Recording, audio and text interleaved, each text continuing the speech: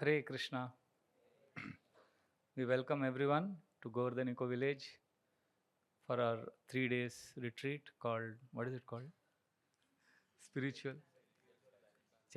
Checking your spiritual balance sheet. I'm asking him because I have decided what to speak, regardless of regardless of the title of the retreat.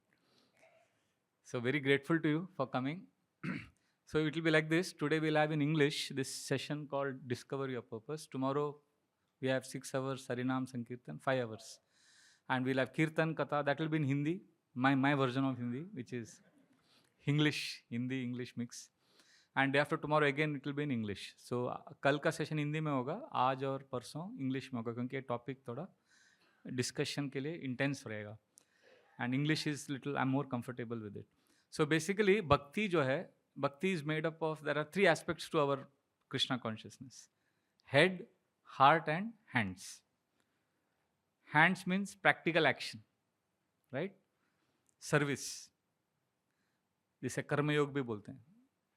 Head refers to knowledge, ज्ञान योग, and heart refers to emotions, bhakti yoga, feelings. All 3 are important. So tomorrow we'll focus on the experience, beautiful kirtan, flower abhishek of the Lord, and there will be discussion on holy name. We'll be trying to focus on the churning of the heart tomorrow. And today we'll discuss something by which we can do some practical service. How we can change our life. आज का session बहुत practical होगा. How we can discover our purpose. If you discover your purpose, then you will have no problems in life, right? You will have no tension. Dukh hoga, problems hoga, but you will not be affected by anything. You will always be focused on that purpose, isn't it? So today we'll focus on how to discover your purpose, so which is very practical, which is basically connected to the hand part. And day after tomorrow we'll discuss an intense topic from Bhagavatam, the energy of lust. And that topic we will discuss. So that will force us to contemplate and introspect. So that is for the head. So all 3 we will cover. So you will be there for all the 3 sessions. Then it will be complete. Yes. Yes. Thank you.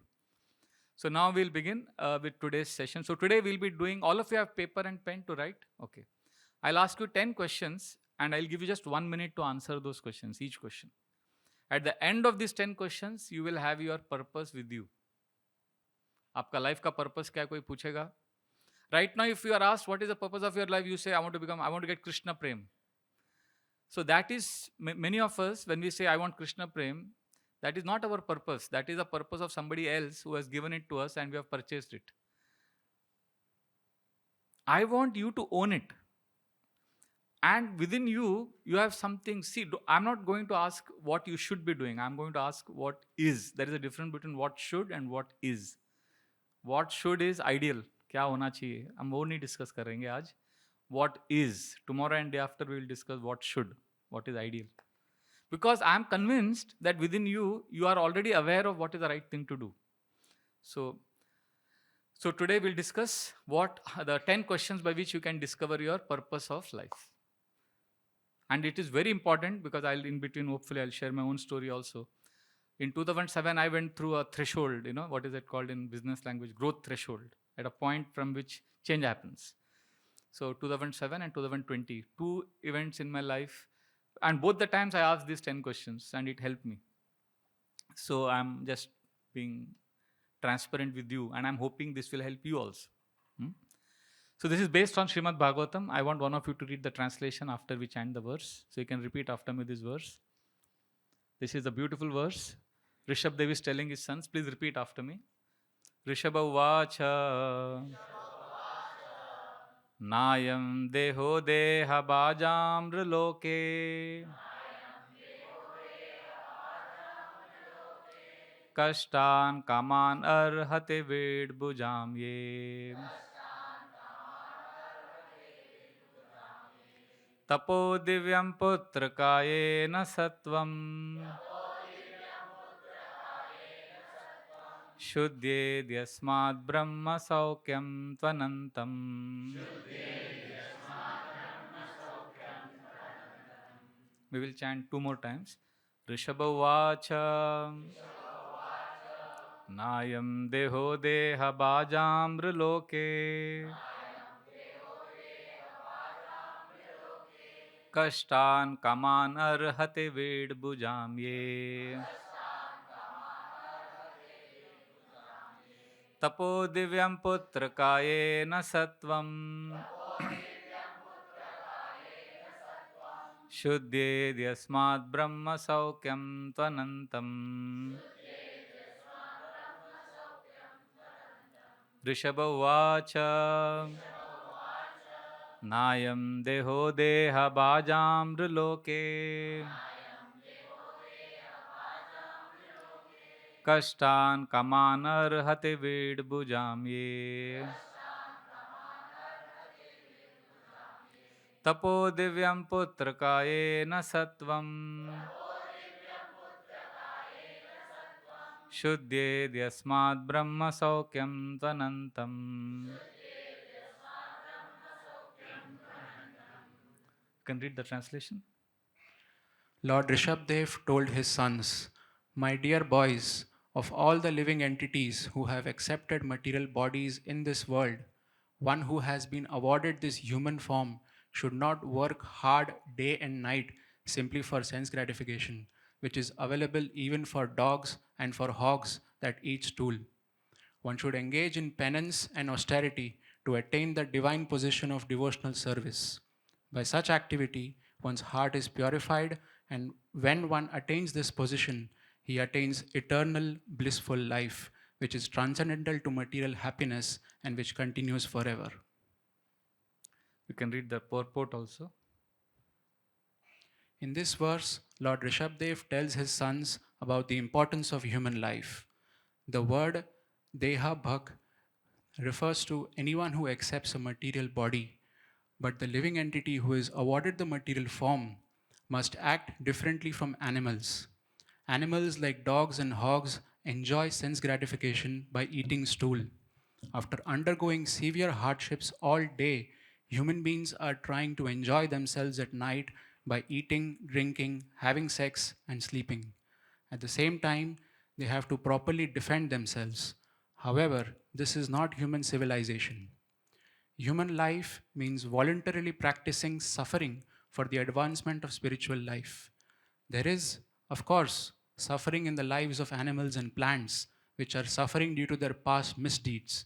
However, human beings should voluntarily accept suffering in the form of austerities and penances in order to attain the divine life. After attaining the divine life, one can enjoy happiness eternally. After all, every living entity is trying to enjoy happiness, but as long as one is engaged in the material body, he has to suffer different kinds of misery. A higher sense is present in the human form. We should act according to superior advice in order to attain eternal happiness and go back to Godhead. It is significant in this verse that the government and the natural guardian, the father, should educate subordinates and raise them to Krishna consciousness. Devoid of Krishna consciousness, every living being suffers in this cycle of birth and death perpetually.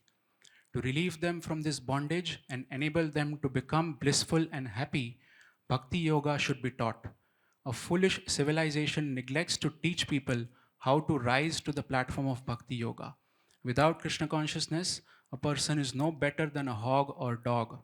The instructions of Rishabh Dev are very essential at the present moment. People are being educated and trained to work very hard for sense gratification, and there is no sublime aim in life. A man travels to eat, so Earn. to earn his livelihood, leaving home early in the morning, catching a local train, and being packed in the compartment.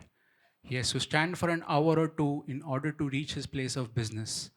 Then, again, he takes a bus to get to the office. At the office, he works hard from 9 to 5. Then, he takes 2 or 3 hours to return home. After eating, he has sex and goes to sleep. For all this hardship, his only happiness is a little sex. Yan maitunadi grahamedi sukham me tuchham. Rishabdev clearly states that human life is not meant for this kind of existence, which is enjoyed even by dogs and hogs. Instead, dogs Indeed. sorry, instead, Indeed. indeed, dogs and hogs do not have to work so hard for sex. A human being should try to live in a different way and should not try to imitate hogs and dogs. The alternative is mentioned. Human life is meant for tapasya, austerity, and penance. By tapasya, one can get out of the material clutches. When one is situated in Krishna consciousness, devotional service, his happiness is guaranteed eternally. By taking to bhakti yoga, devotional service, one's existence is purified. The living entity is seeking happiness life after life, but he can make a solution to all his problems simply by practicing bhakti yoga. Then he immediately becomes eligible to return home back to Godhead, as confirmed in Bhagavad Gita 4.9. जन्म कर्म च मे दिव्यम् एवं यो वेति तत्त्वतः त्यक्त्वा देहं पुनर्जन्म नेति मामेति सो arjuna. One who knows the transcendental nature of my appearance and activities does not, upon leaving the body, take his birth again in this material world, but attains my eternal abode, O Arjuna. So this is a very famous verse from the Bhagavatam. Prabhupada would quote many times this verse. So here, Rishabh Dev is appealing to his sons and to all of us that human life is very special. We cannot waste it for what activities animals are anyways doing.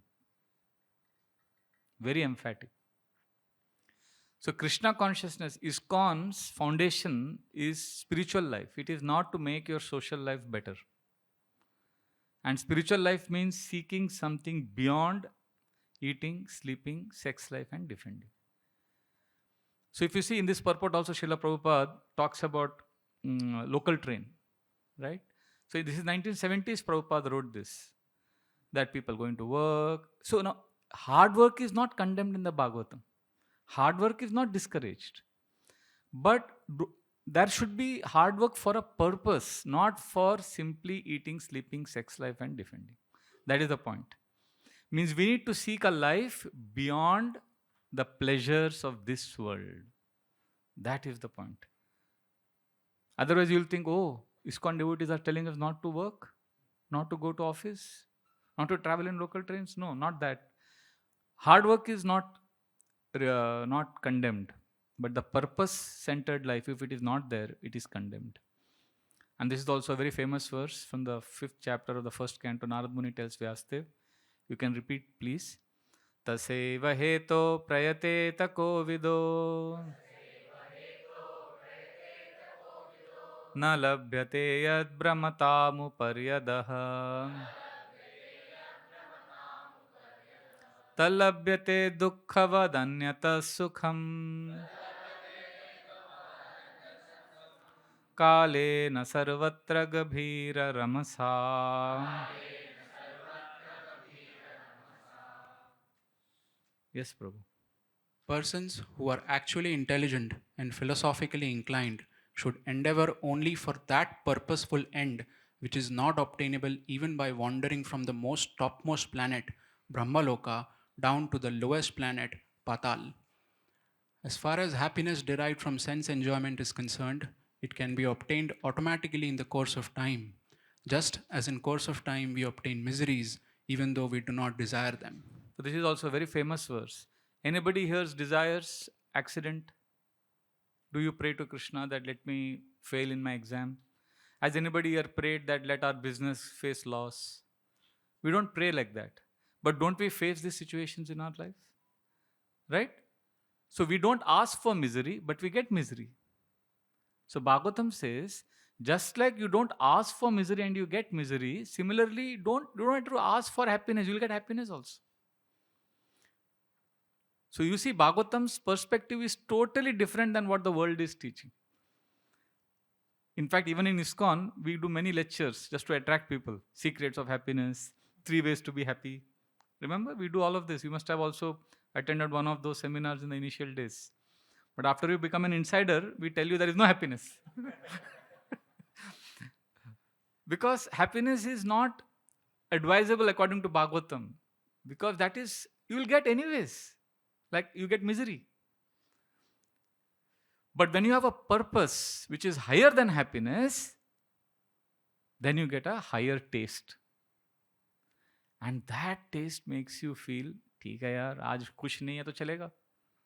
Today I'm not happy, today I'm miserable, it's okay. Because I have a higher taste which is coming from a purpose. So therefore, this is also one of the most famous verses. Vishaya vinivartante niraharasya dehinaha rasavarjam rasopyasya param drishtva nivartate. Though the embodied soul may be restricted from sense enjoyment, the taste for sense objects remains. But ceasing such engagements by experiencing a higher taste, he is fixed in consciousness. So this is Krishna's verdict. Higher taste is needed. And those who have a higher taste, they are not affected by sukh dukh. Okay, has anyone here felt disturbed because you came to know that somebody spoke something about you behind your back? Anybody here ever felt? So many of us. But if you see, there are some people, some leaders, they are always criticized. If you want to do something good, and if you are in a leadership position, if you are thinking, oh, let me please everyone, you will be miserable. And they are going on peacefully. And they are doing service. Whether it is national development, whether it is for their organization, whether it is whatever. Different people, those are successful, they don't care about what people are talking about them behind their back. Because there is something that drives them. So when you experience a higher taste, then the lower things don't affect. What generally makes us happy and distressed, that won't be affecting pure devotees of Krishna. Because they have a purpose beyond happiness and distress. In this world, also we see people are attracted to, why they're attracted to, movies, IPL, sex life, all this liquor, addictions. Why? Because they don't have a taste higher. Because they don't have, although they know that these things give suffering, like addictions, still they go back to it because they don't have a higher taste. They don't have experience of something better. But if you get an experience which is higher, then you will like, अरे ये नहीं चाहिए मुझे. Like for example, I give this example always. First time I went to one particular place during my travels. I know now nobody will sleep in the class when you see such images. So, I was in one ISKCON ashram and they announced, and it's a foreign country. I won't tell you details where, but so they announced, today they're making idli, today there is idli for breakfast. And I was shocked. I said, "Arey, ye country, itna dur Europe mein kidhar hai wo?" And there are a few brahmacharis there. I said, they're making idlis. Now, I am South Indian. I have grown up eating idli. So, I know what is a good idli and what is not a good idli. I'm not saying I'm a connoisseur of idlis, but I can know कि अच्छा बना है नहीं बना है. So then they said idli, and I was intrigued. I said, idli, ये लोग खाने वाले देखते हैं क्या है? Let me see what it is. And they said, Prabhuji, today is idli. Today is a feast. So I didn't say anything. I said, okay, let me see. I was skeptical. And then at 9 o'clock, all the brahmacharis ran down to the kitchen, prasadam hall, and idli, breakfast. And when I saw that, वो देखते समझ गया गड़बड़ है. Sometimes you get that feeling, अरे ये तो idli नहीं होगा. Idli का विकृत प्रतिबिंब है, perverted reflection. Perverted reflection of it. But I didn't say anything because I didn't want to offend anyone. And then they were all like, Prabhuji, which very, and they're eating it and they're saying it's amazing. Amazing idli, Prabhuji, must have, Prabhu, please have. And I said, no, how can I? But still, उनको खुश करने के लिए, I tasted that idli and chutney. And when I tasted it, I'm telling you, I've never forgotten it till now. This happened in 2005. 20 years later also, I remember the taste of that idli. It was so, I don't know what to say. If that idli was made by our cook in the temple, उसका हम लोग चटनी बना देते थे cook. पकड़ के. It was so, because, and everybody else is appreciating that idli. And I'm like shocked. This idli is completely pathetic. वो चटनी तो एकदम बेकार था. अभी प्रसाद है, बोलना नहीं चाहिए कुछ. और भक्त लोग खुश है तो अभी why should I comment? If they are all happy, why should I say it is not good? They are saying it is excellent. I want to tell them, अरे इडली नहीं है. इसको नाम दिया इडली. ये इडली अपराध है इडली के प्रति. But I didn't want to tell anything to them. And then I met the cook, and the cook is, Prabhuji, did you have idli I made with lot? And that cook was North Korea. North Korea में कौन है ruler जानते हैं आप? वहां के army में cook था ये. अभी हरे कृष्णा डिवोटी बन गया, हरि बोल, and he is cooking for devotees. So you can imagine when a North Korean army cook makes idli, chutney and sambar, वो कैसा होगा? He's a Vaishnav, great devotee, no problem, everything is perfect, but वो idli अच्छा नहीं था.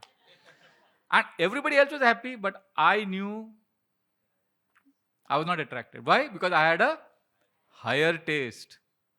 Recently I took one brahmachari to one of my friend's house, and one of my brahmachari friends, and that Prabhuji and Mataji, they had all prepared chaat items for us. So I had gone to their house earlier also, I knew it, they make nicely, I was eating, but this brahmachari was shocked. प्रभु ये पानी पूरी है तो हम लोग मंदिर में जो देते हैं वो क्या है? Because मंदिर में मास स्केल में बनता है, and here this family had cooked with lot of love pani puri, and he was in a different world, and he was looking at me saying, wow, this is pani puri. For so many years I used to think what they gave us was pani puri. So when we have a higher taste, then we realize, अच्छा जो मुझे मिल रहा था वो cheating था. वो नहीं था standard. So similarly, when you experience a taste in bhakti, when you experience a relationship with Krishna, when you experience a life of giving Krishna to others, when you experience the joy of praying for others, when you experience the joy of serving others, वो जो taste आता है ना, then you feel, अरे यार ये लोग क्या कर रहे हैं, पागल हैं, why are they suffering so much? Srila Prabhupada was in that car, they were going in Paris, and the car stopped at the signal. Prabhupada looked out of the window, and he saw some old people entering a dance club. So Prabhupada asked, what are these people doing? So the devotee explained, that's a nudist club and people go there. And Prabhupada said, they're old people, they're going to die now. They should be focusing on Krishna. They said, Prabhupada, but they are attached, addicted, they'll drink there, they will enjoy. So when Prabhupada heard the devotee say this, and Prabhupada saw those people enter, he had tears in his eyes. Because he was feeling they are getting deprived of a higher taste. Therefore, this higher taste comes not by seeking happiness. This higher taste comes by having a purpose in life and focusing on that purpose. Yudhishthir Maharaj in the first canto, 10th chapter, it explains very beautifully how the very first verse explains how he heard from Bhishma Pitama all the instructions. So he should be happy now. He was not happy. He took over the kingdom. He ruled Hastinapur. But not because he now is happy. He did that because, in fact, the verses explain, how can he be happy? All his relatives died. All his cousins died. He's not happy. But his primary goal of life was not happiness. He wanted to do the right thing. And to do that right thing, he was willing to be not happy. Do you get this? Therefore, he experienced a deeper happiness because he was connected to dharma. The purpose was dharma and Krishna's happiness, Krishna's pleasure, Lord's happiness. So there is a problem in our life if we seek happiness. It's problematic. Actually, Yudhishthir Maharaj is proving by his example that happiness is a problem because happiness is fleeting. Do you all agree? Happiness comes and goes. Anybody here always been happy? It is fleeting, right? That is very, very important point. It comes and goes. Secondly, the problem with happiness is that it is subjective. Like one man's happiness is another man's poison. Do you remember November 19, 2023? बहुत special day था वो. क्या हुआ था उस दिन? India, हाँ बहुत ट्रेजिक डे था. इंडिया वर्ल्ड कप फाइनल हार गया था अगेंस्ट ऑस्ट्रेलिया, है ना? So the next day, there were a lot of videos going viral about celebrations in Bangladesh and Pakistan. लोग रास्ते में नाच रहे थे. They were dancing, they were enjoying, celebrating. And if you see those videos, you would think Bangladesh has won the World Cup or Pakistan has won the World Cup. They were not won. They are not won. They were celebrating because India lost. मतलब इतना खुशी. So one man's happiness is another man's distress and vice versa. And also if you see, it is relative happiness because, like if you are a dentist, so you are very happy because you're getting a lot of patients. That means a lot of people are in pain. Radha Gopinath Prabhu gives the example. An umbrella seller is very happy during rainy season, and the vegetable seller is sad because people are not coming to him. They're going and buying umbrella. So like that, one person's happiness, another person's distress. So happiness is fleeting, it is subjective. And thirdly, happiness, if you see, is dependent on external circumstances, right? Like you need money, you need house, you need, sorry, where was I? Yeah, this is little, you need food, you need friends. Basically, for happiness, you need somebody outside of you to be generally happy. Do you agree with this? Generally, it is like that. Something outside of me I need to be happy. But scriptures reveal that the deeply happy and fulfilling life, effective life, is not led centered on happiness. It is rooted in deep meaning and some internal fulfillment, which is beyond happiness. And there is some long-term stability that you experience. That is actually that is centered on dharma. That actually is happiness. तो उसके चक्कर में ना, sometimes there will be misery, there will be sometimes disappointments, all that. So therefore,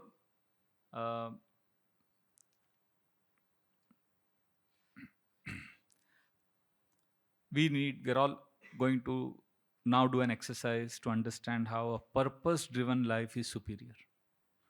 So we all are going to have a purpose, and each one of us will have a different purpose, in the sense it depends on you, how you have grown. So I want you to be very, very attentive. All of you have something to write? Yes, please. This is the only time I got feedback after last year's Govardhan Eco Village retreat that Prabhuji bahut journaling kara hai. So today this retreat, only today we are doing writing. Tomorrow and day after there will be no journaling. So today at the end of this exercise, you will have a purpose, and the more you are connected to that purpose, you will be peaceful. So before we do those 10 questions, please remember, a purpose-driven life is better than looking for happiness. Bhagavatam says, if you want to be miserable, keep asking, am I happy?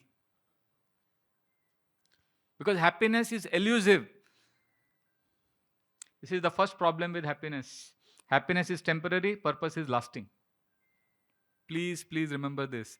Happiness comes and goes. Anybody experienced otherwise?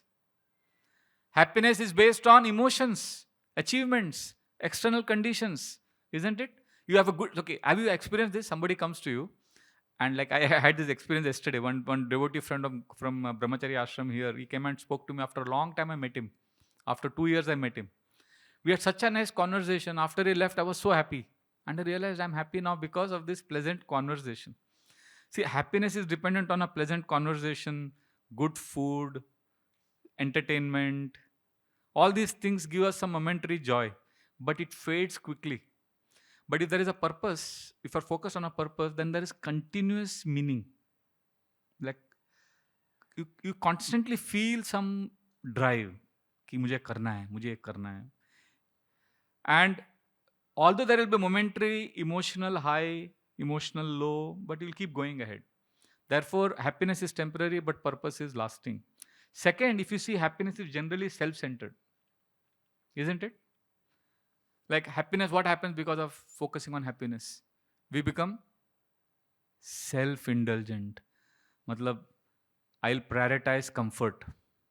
I'll prioritize pleasure.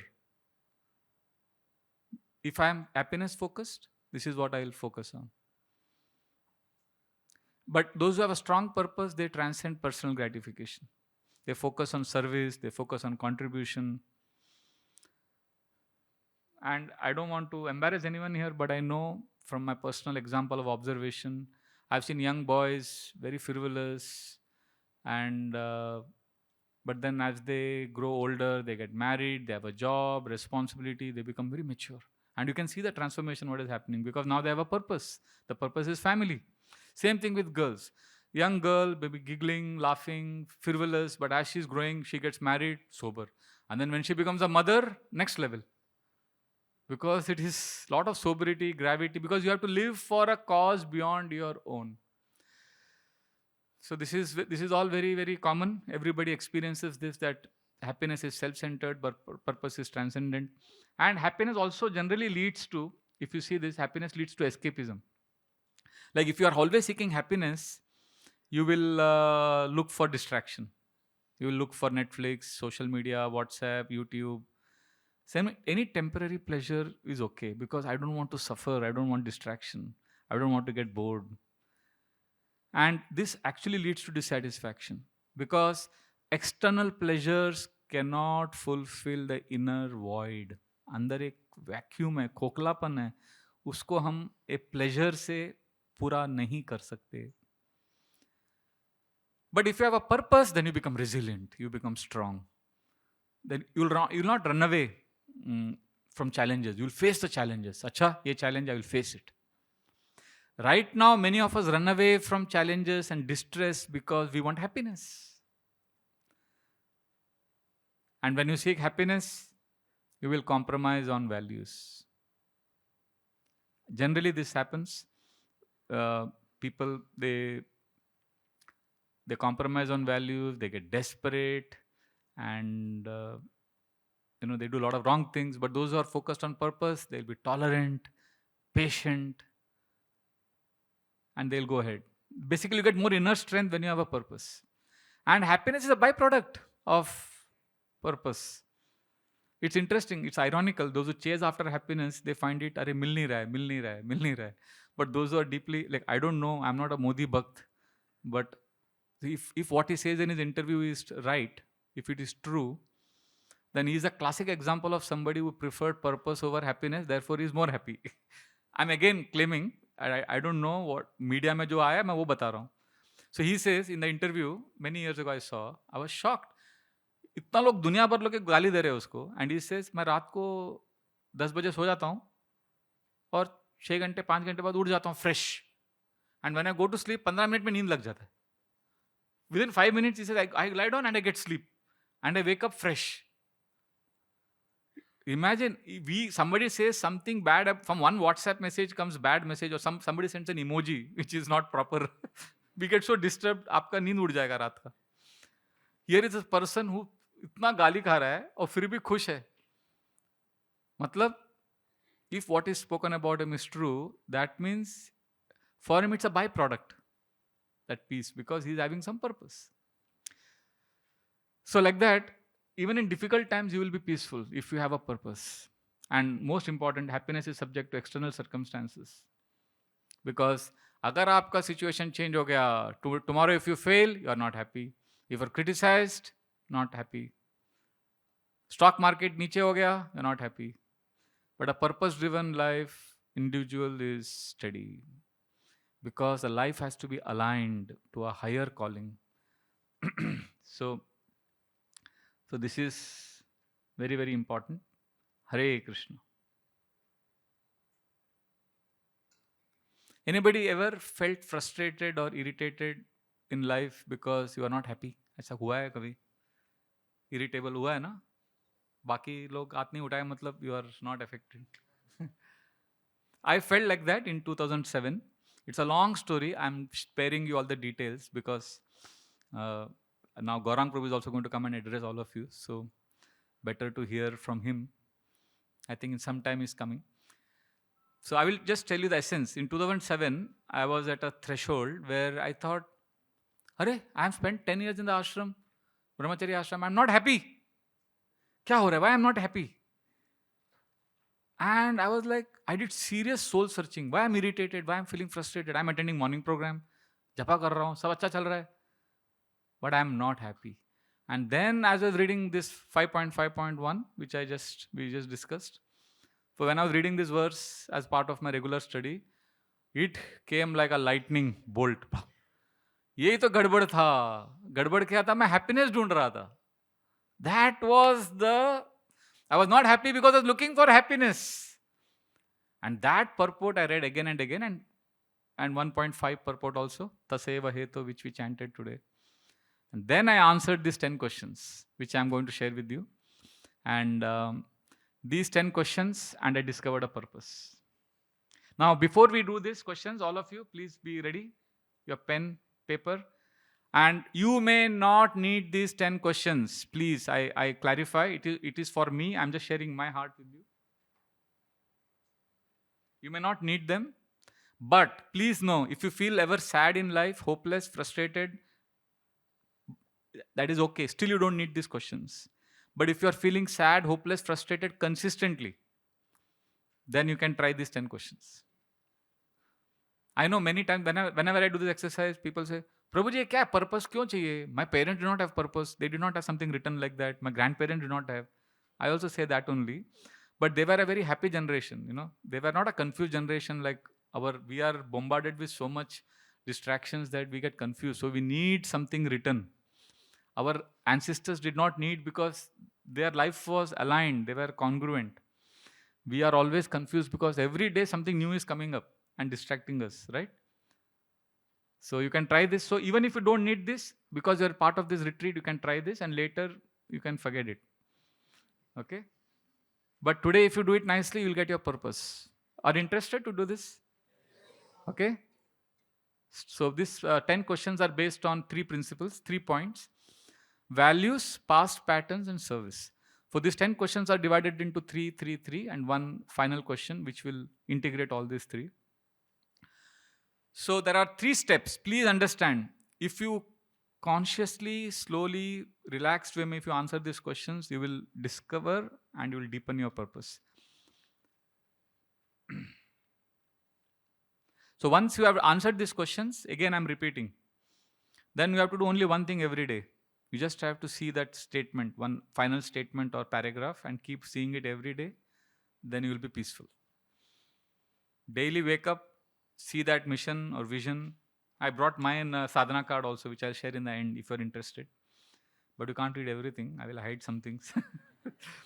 But the idea is, every day morning and night before sleeping and when I wake up, I see this. And I sit for 2-3 minutes, I connect to myself and I get aligned. गाड़ी track पे आ जाता है. Reset button दबाता हूँ मैं रात को and morning. So once the purpose is ready, it just requires conscious realignment. That's all.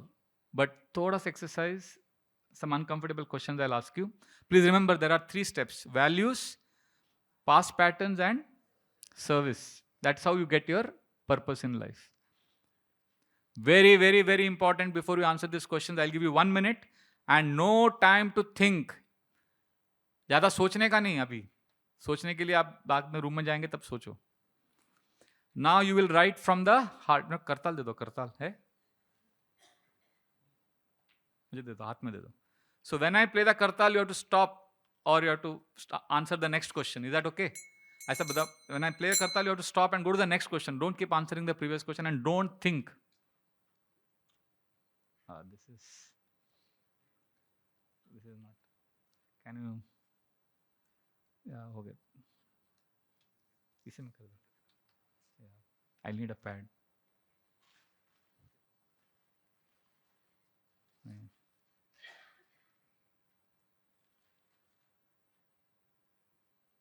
Yeah, okay. So the point is, don't think too much. Is that okay? So क्या होता है? When you see the question on the screen, look at me.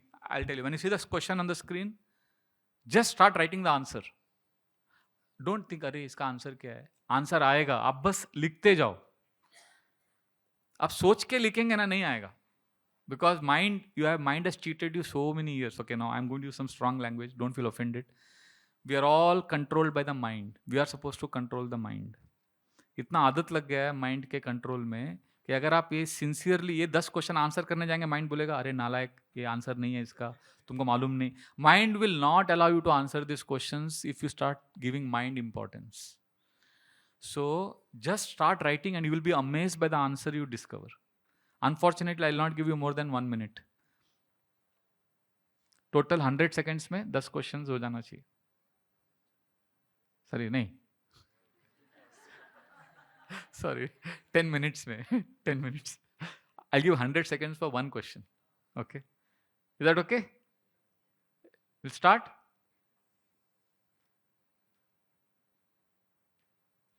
Okay, first is values.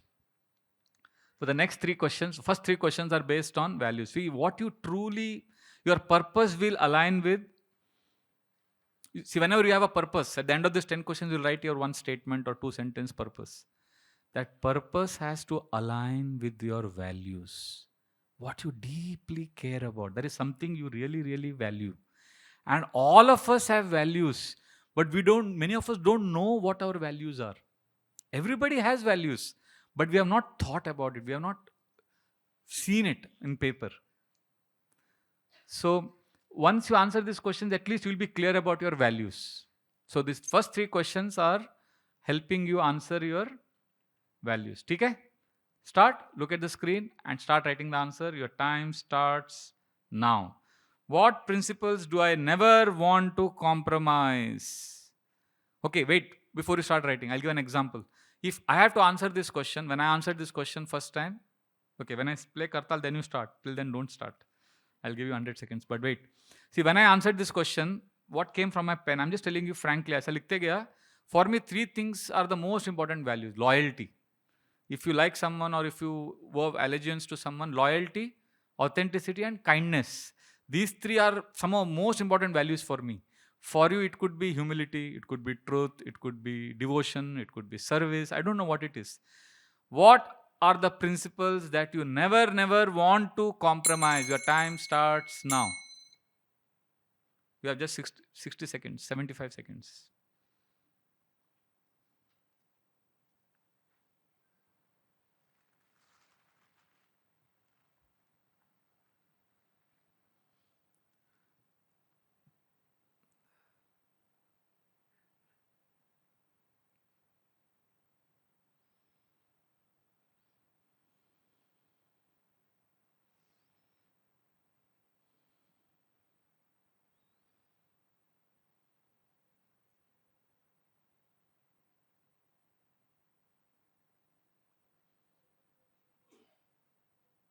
Whatever comes to your heart, write. Even if I've answered the question, keep writing. Don't stop the pen.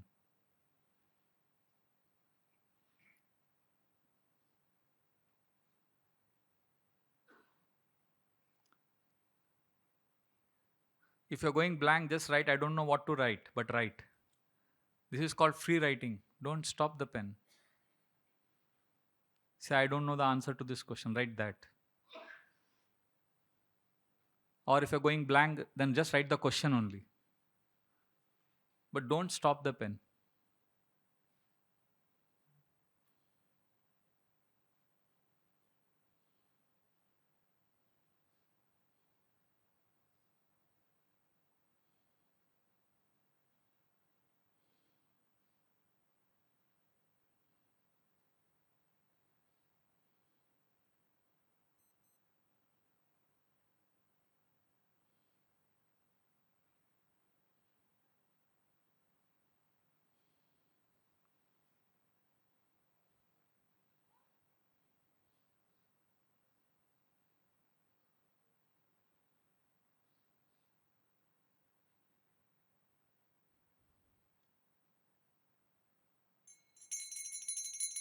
Hare Krishna, please pay attention. Okay, first question was relatively easy. Next questions will be a little difficult. Please know that we are doing a technique called free writing or just write technique, which is a technique by which where you don't think or where you don't pause the pen. You keep writing. Even if you go blank, you write, I'm going blank. I don't know what to write. And then even if you're going blank, then you write the question or you write about the weather, write about who you think will win the today's IPL match. Whatever you want to write, you write. Pen should not stop. If you feel this question is irrelevant to you, but don't stop the pen. That is a technique. This is a different workshop on journaling. That time we will discuss. But if you do this sincerely for 10 questions, at least 5 or 6 questions you will have answer. Second question is based on about other people. Values are also determined by not only what you don't want to compromise, what attracts you in other people. We are all attracted to other people also in this world. What qualities of other people attracts you? See, for me, when I see somebody is very intelligent, no, I get very attracted. I feel, wow, kitna intelligent, because I am from arts background. So whenever I used to see somebody who's very brilliant, like Abhi, there is one boy, Aryan Shukla. है ना? He won some. No, not chess. He's like, he's world mental calculator. If you give him 20 digits ka 2 numbers, he'll multiply that and give you in 1 minute. So I said, oh, wow, it's not intelligent, smart. Hai. So somebody is very intelligent, or somebody is very self-effacing, keeps quiet and hides himself, or somebody is very pure. So they are very attractive. I get attracted to them. So similarly, I want you to answer this question. You have 90 seconds. Please look at the question and start answering now. What qualities do I admire in others? Your time starts now. You can write details also. Which person you saw, something happened, you liked that person for what, like that.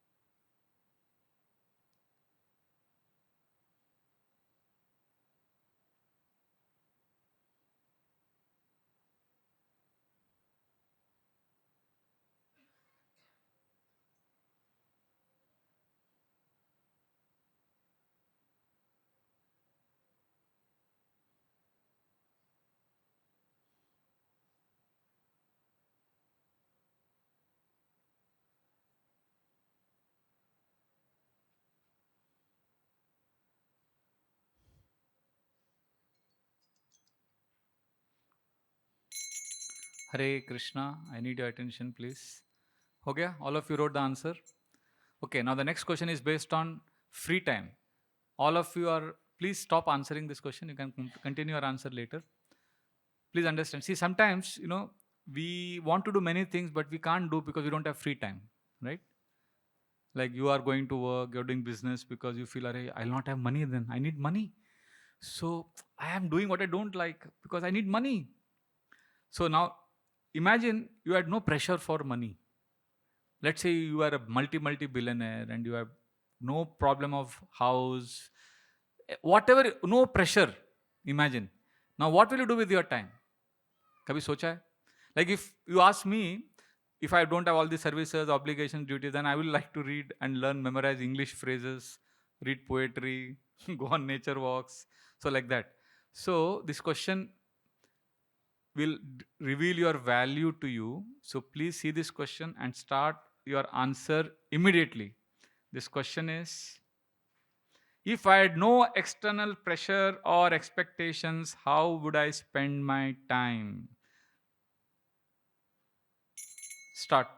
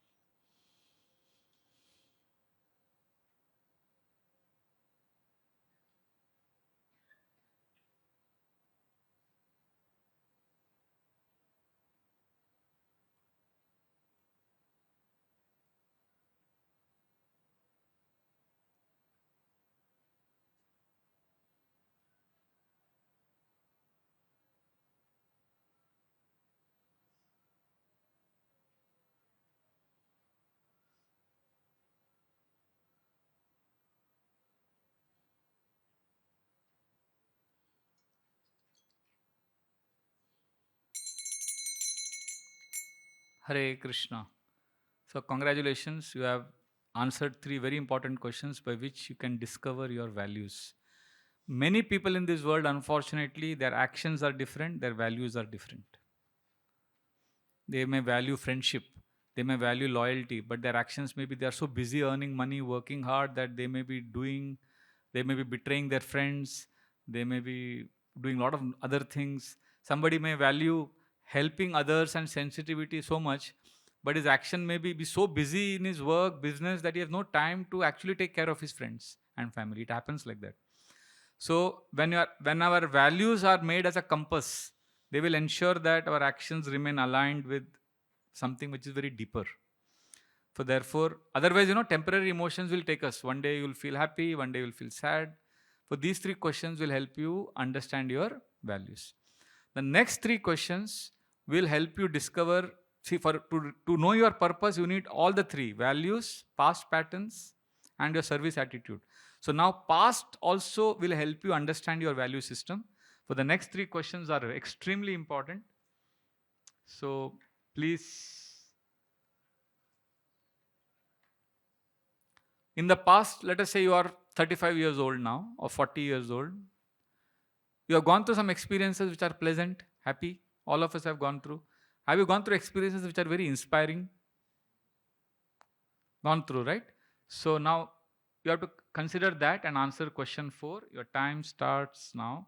What kind of service or activities makes me feel energized rather than drained? Is there something that makes you feel very happy, energized?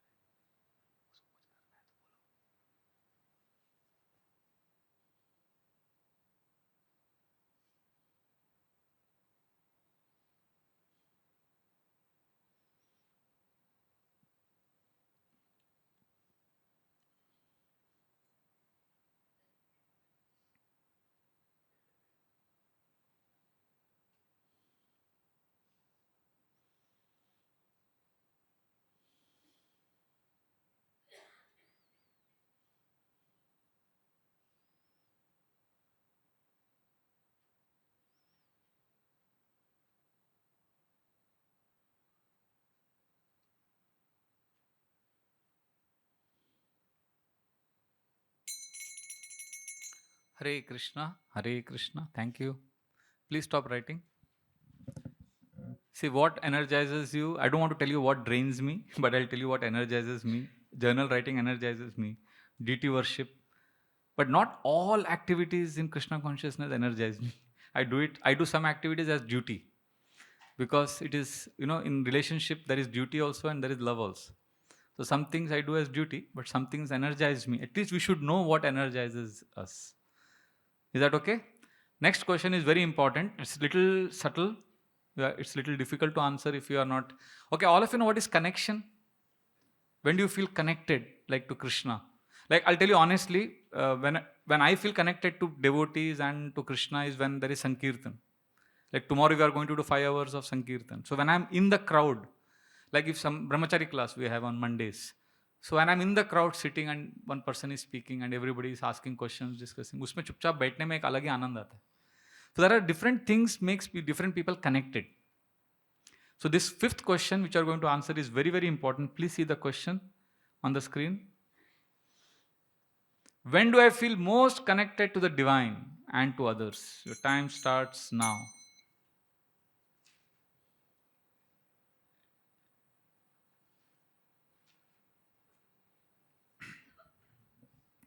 Hare Krishna. Hare Krishna.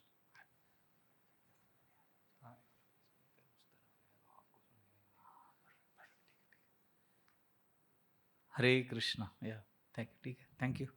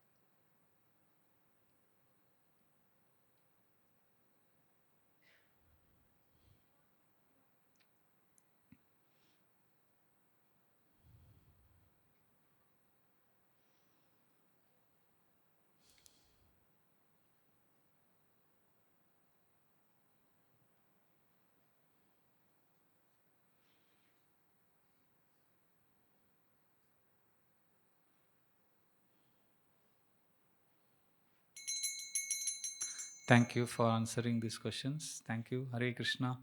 The last question in this category of past experience. All of you, anybody here has gone through challenges in life where you thought, Baal bach gaye. When you look back, you feel it was intense, but I'm glad I am now where I am. ऐसा किसी को हुआ है? ऐसा बहुत intense challenges? Yes. Some of those challenges you wish you didn't go through. Some of them you feel you have learned, right? We go through different emotions. It's a very private journey. So next question also will help you discover your purpose. Which challenges in my life have shaped me the most? जो आज आप जो हैं, कौन से challenges की वजह से? Don't think, just write from your heart. You will get some answer. If you don't get answer, no problem. When you do this exercise the third time, you will get. आज पहली बार कर रहे हो इसलिए आपको थोड़ा mind block हो रहा है. Just write.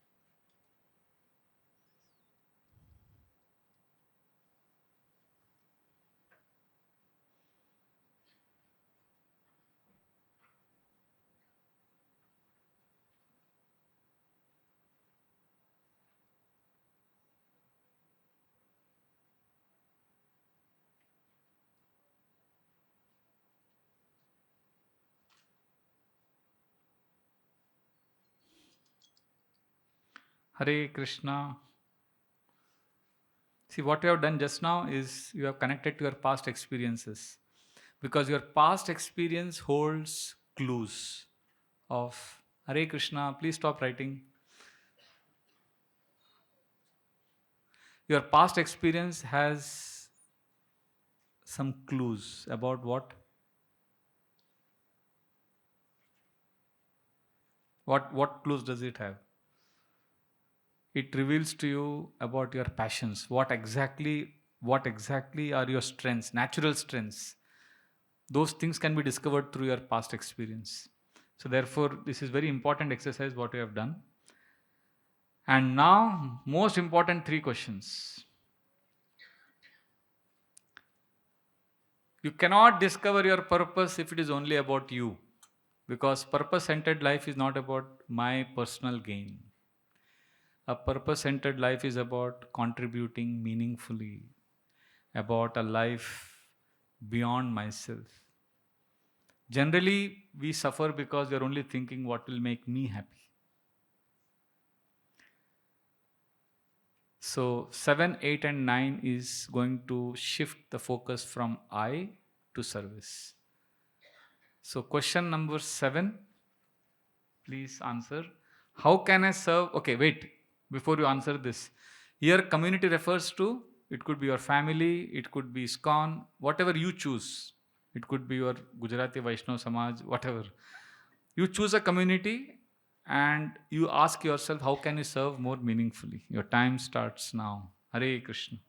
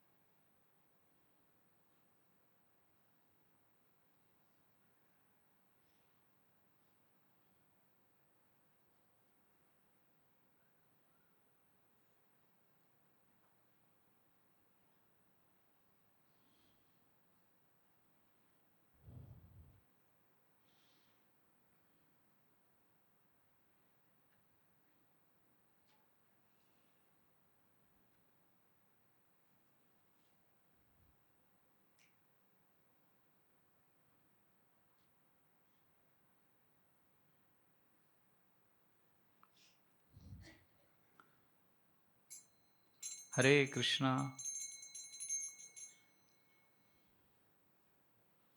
Hare Krishna. Thank you.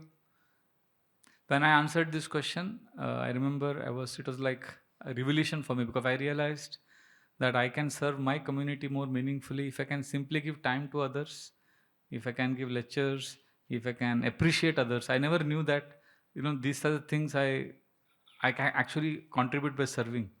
So like this, these questions help us to go deeper. Okay, next question is very interesting. Many of you may have never asked this question to yourself, but today you can try. What unique abilities do I have that can uplift others? अब ये मत बोलना pros मैं तो पतित हूँ, मुझे खुद मर्सी चाहिए. वो तो मैं जानता हूँ आप पतित हैं, पर आप आज 5 मिनट के लिए सोचो आपके अंदर कुछ है.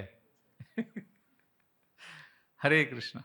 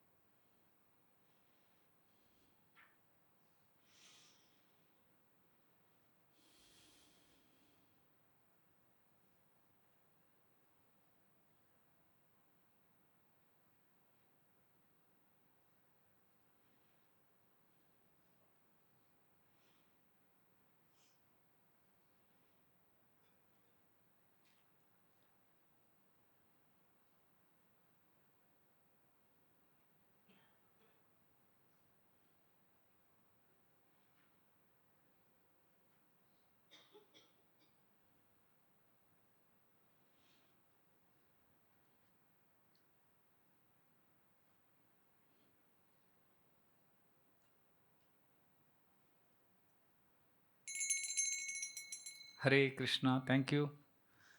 Please stop. Yes. So when I answered this question, I immediately discovered, okay, teaching is something unique. I like teaching, writing, appreciating others, giving love, counseling. Yes, मेरे को some unique ability I have. I'm sure all of you have. Some, but for some, I know one brahmachari, when we did this exercise in our counseling group, his unique ability is his ability to make very special garlands. And he likes knitting, generally it is, if of course a gender neutral society, but generally these are the things women do very skillfully. But he likes to do those things. And he has this unique ability in it. And when he discovered it, he was so peaceful, because he never did actions which were consistent with his values, his abilities. So you are frustrated. So anyway, this is the last question, and then of course the 10th one is the most important, but this one will answer. Okay, all of you have some realizations in life, some knowledge, or you are very, very fallen that you don't know anything. So if I keep my humility aside, I feel something I have which others may need. If you ask me, what do you have, Prabhuji, that others may need? Well, I have some knowledge about journal writing, something about Prabhupada books. I'll share for 4 or 5 things which I have. Similarly, I want you to answer this question: what knowledge or realization do I possess that others need? Hare Krishna. Don't write the question. I'll share the questions with you later. Hmm? Hare Krishna. For me, it is difference between soul and mind. I feel this is the knowledge I have. So what do you have? Or urgency of Krishna consciousness. This is something which I have.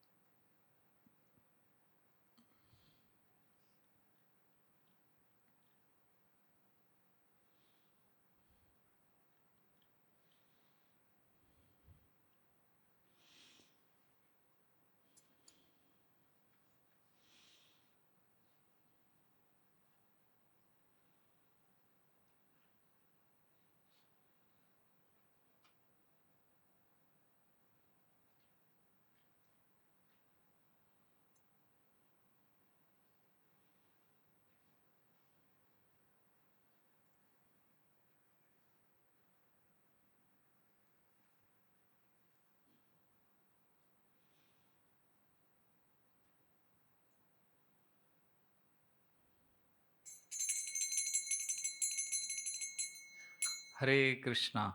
So these 3 questions which you answered now are extremely important because you are focusing on service.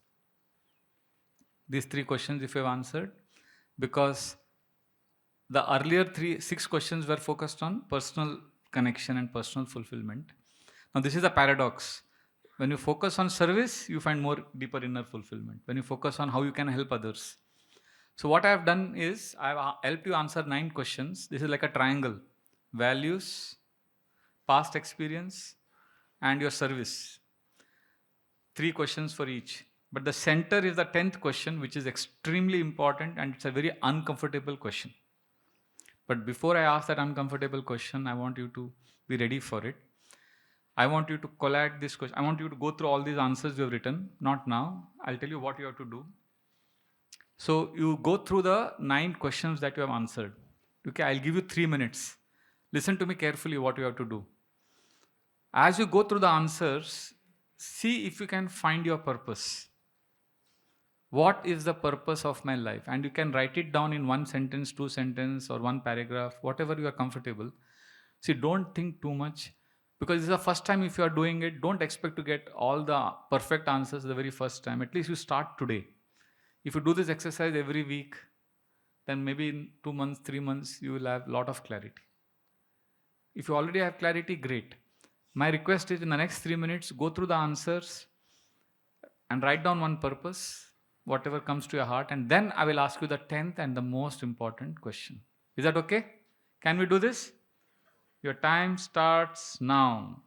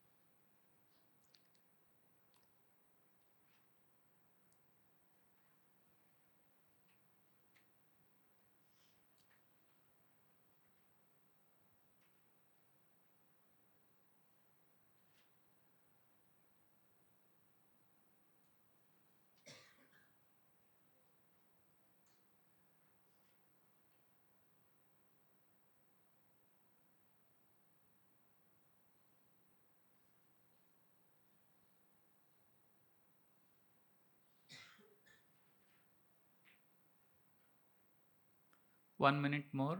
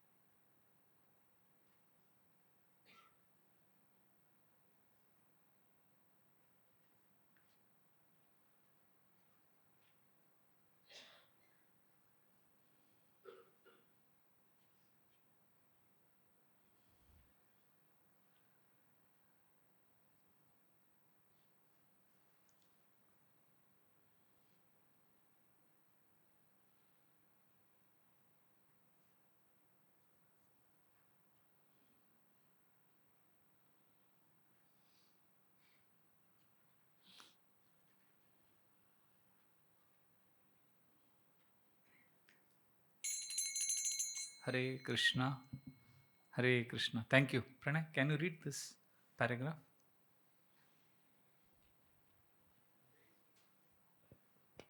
Yeah.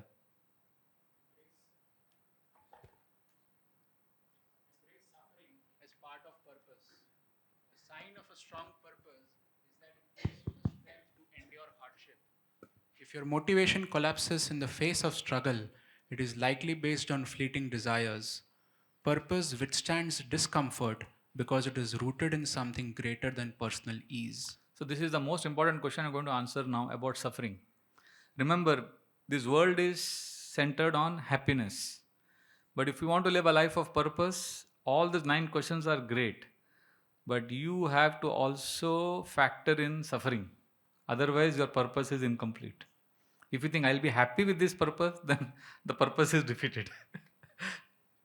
Are you getting what I'm saying? Unfortunately, from childhood, we are not taught to embrace suffering. We are taught how to minimize suffering and increase happiness.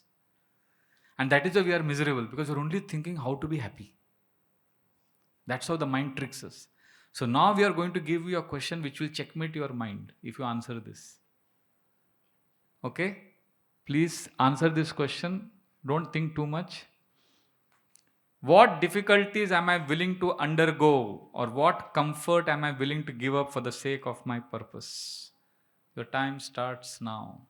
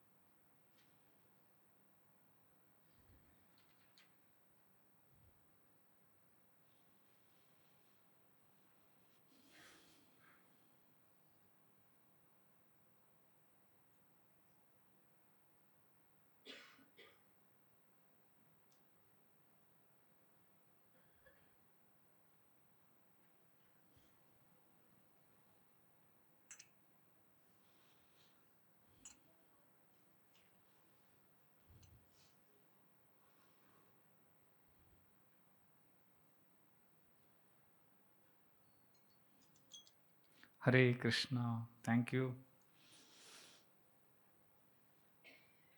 Hare Krishna. Very grateful to you for doing this, and I assure you there will be no more writing exercise for the rest of the retreat. So this is an exercise. I request you, if you feel both uncomfortable, see anything good when you do in life, first time it will be uncomfortable. ऐसा हो सकता है. But later on, once you do this again 2 or 3 times, if you do it, you will be happy to do this. You'll get more clarity. So these are the 10 questions. They are magic questions. They can help you discover your purpose. And why I did this exercise with you, because Srila Prabhupada said many times, material world is not a place of happiness. What is the verse we always quote? Mamupetya punarjanma dukkhalayam ashashvatam. Dukkhalayam ashashvatam itni baar bola hai. So we are still looking for happiness. This is a dukkhalaya. Srila Prabhupada often said, material world is like going to a hostel, like living in when you're staying in a college hostel. What do? When you enter a hostel, let's say अभी आपको 2 साल वो room में रहना है, 1 साल ना, whatever time. Let's say 2-year course, you got a hostel room. So do you say now, do you start painting it, whitewash? You may do some little bit of decoration and arrangements. How much will you try to make that room perfect? You know that 2 साल में छोड़ना है. Right? So now you have got this body, you are living in this material world, you have your family, responsibilities, job, house. So do the needful, but how much? You should know that one day I have to leave this. Prabhupada also said material world is like a hospital. So what do you, in a hospital we go for not for, enjoyment. Like, there is a hospital, below the hospital there is a juice center. So one person is very hungry. He says, बहुत भूख लगी है, juice center है, चलो juice पीते. He goes there, he drinks juice, he's satisfied. Then he says, now what do I do here? I have nothing to do. He came to the hospital not for some treatment. He came for removing his immediate need. He got the juice. Then he's thinking, idhar karna kya hai abhi? Nikal jao. He went away. Another person also came for juice. Juice piya, pet bhar gaya. Then he said, अरे ये क्या? ये तो hospital है. चलो इधर आ गए तो थोड़ा checkup भी कर लेते. And when he did checkup, you realize, अरे kidney में बहुत बड़ा problem है, liver में बहुत बड़ा problem. And then he got admitted and he got cured. So similarly, many of us we came to ISKCON like a person going to a juice center in the hospital. We came looking for, artho, jigyasu, artharthi, some happiness, because nice association, nice society, nice social life. अरे ISKCON बहुत अच्छा है, अच्छे दोस्त मिलेंगे, ये सब सोच क्या है. कुछ साल बाद लगा, अरे अभी तो इधर हो गया, सब मिल गया, अभी करना क्या है इधर, ये माला क्या घुमाने का, ये सब क्या करने का. Not feeling very excited. And then somebody tells us, अरे ISKCON हॉस्पिटल है, यहाँ पे इलाज होता है, बहुत कुछ है, डीप है, अपने अंदर झाको, भागवतम पढ़ो. And then you realize, अरे बाप रे, ये प्रॉब्लम है मेरे को. I have got lust, greed, envy, all these things. And then you go through treatment. That is the purpose of ISKCON. Srila Prabhupada also gave a very strong example. He said material world is a prison house. So in a prison house, there is some freedom, there is some facility, you get food, you get everything, but there is punishment also, there is suffering also. So we have to tolerate suffering in this prison house. I don't know, we don't know how long sentence, kitne saal ka sentence hai ye. But as long as we are here, we need a purpose to continue living here happily, effectively. Again, I'll repeat, in the end, we have done this. You don't need this, many of you may not need this, but I needed it, so I did it, and if it helps you, great. And I have this in front of me. See, this is a vision and mission statement which I keep with me. So I have a vision written here. Every month I write it again. I wrote on March 1st. So I have got last many years. After a few years I throw away the old ones. So for the whole month, every day morning I'll see this vision, and then I'll see the mission, and then there is a why below the mission. Why this is my mission? Because mind makes you forget. Then there is basket of activity. I have 20 activities written here. Anything I do has to be within this 20. So this makes me very peaceful. Otherwise, so many, I don't know if you have lived in a brahmacharya ashram for some time, anybody here, it's like in your family there are 5 people, right? 4 or 5 people, and if somebody comes from outside also, already in advance ki a cousin aa raha hai udhar se idhar. There is no surprises, so much surprises in your house. For us, suddenly somebody comes after 4 years, Hare Bol Prabhuji, and if you ignore him, he'll feel offended. But you have already made plans for the day. And then you have to, and you don't know how much time he will need. And like that, every day there are guests coming. Imagine in your house, every morning somebody comes suddenly, and 2 days nobody comes, afternoon somebody comes. It can be crazy. So I'm not sure whether you need all of this, but as brahmacharis, I needed this. And since I had this, since 2007, my life is much better. And so basket of activities, and then like that, and then there is a sadhana card where I track a few things, few parameters every day. So like that, so it keeps me on track. So that way, basically, I track what I do, activities for the body, mind, intelligence, the heart, and the soul. So thoda 5 minutes, and then back on track. So this is my request. If it will help you, great. You may say, Prabhuji, but why? I don't need a purpose. Well, if you don't have a purpose, I'm not saying write it down. Let's say you don't write it down, but you should have something in your heart which is beyond yourself. Some purpose in life. If you don't have a purpose, you will live a life of bhayam dvitiya biniveshatasyad ishadapetasya viparyayo smriti. 11th canto says we live in fear and insecurity. Most people who live in constant fear and insecurity in material world, they live because they're constantly disconnected from a purpose beyond themselves. And the worst part for such devotees is those who don't have a strong purpose driven life, then even if they become happy sometimes, they become miserable immediately. I'll repeat. This will require, this is quite a mouthful what I said just now. Devotees, when they are happy, they become miserable. This is called alarming peace, alarming joy. They become alarmed that I am happy. Hare, scriptures say this world is dukkhalayam. Ashashvatam, how can I be happy now? See, there is a feeling of anxiety or fear that comes in the heart when we experience happiness. Anybody experience this ever? You may say, you may not raise your hand, but it is a common phenomenon amongst those who are not connected to a purpose, that even when they are happy, they immediately feel something bad is going to happen. Because I don't deserve to be happy. Because this world is dukkhalayam. I am suffering. Because we don't have a purpose, we are only focused on happiness, then even when we are happy, we are not able to embrace that joy. We hesitate. We fear that it will be taken away soon. And because of that, we can't celebrate the present moment also. It's a very sneaky emotion that comes up. When you are happy, instead of celebrating that, no, material world is full of suffering. You think you don't deserve happiness and you are not happy. I mean, I can give you a list of so many examples which come under this. This is a very harsh reality. You may not like to accept it. Have you ever felt that, okay, you are about, you are very happy and suddenly you got a thought, अरे कुछ गलत होगा तो? ऐसे कभी thought आया नहीं आपको? आया है? बड़ा humility लगता है accept करने को. Like, like you got a job and you are looking for this job, and as soon as you got a job, what if I get fired from this job? Immediately thought comes, fear comes. There are many people who suffer from this alarming peace, or it's also called in psychology as foreboding joy, because they are focused on happiness. So when they get happiness, they are fearful, because that is bhayam dvitiya biniveshatasya. Bhagavatam says this. But if you had a purpose, then ठीक है, आज खुशी है, नहीं है, it's not such a big deal. So some people get a job, they think, what if this job doesn't last long? What if I'm fired from this job? Or you start a relationship, what if my partner cheats on me? What if this relationship doesn't last? Or you took a test, and then what if I fail in the exam? See, you're all very advanced people, you may not say this, but I have gone through this.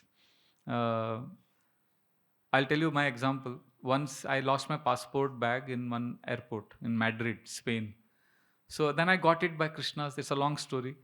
After that, whenever I'm in the airport, I reach airport 2 hours before the flight takes off.